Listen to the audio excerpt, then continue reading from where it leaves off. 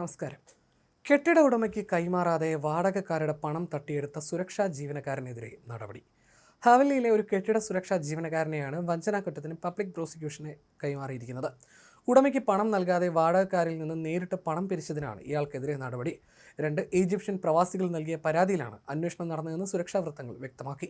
മാസങ്ങളായി സുരക്ഷാ ജീവനക്കാരന് കൃത്യമായി വാടക നൽകിയിട്ടും കുടിശ്ശിക അടയ്ക്കണമെന്ന് ഉടമ ആവശ്യപ്പെട്ടതോടെയാണ് തട്ടിപ്പ് പുറത്തായത്. ഏകദേശം 20 വർഷത്തോളമായി ഈ കെട്ടിടത്തിൽ താമസിക്കുന്നവരായിരുന്നു പരാതിക്കാർ.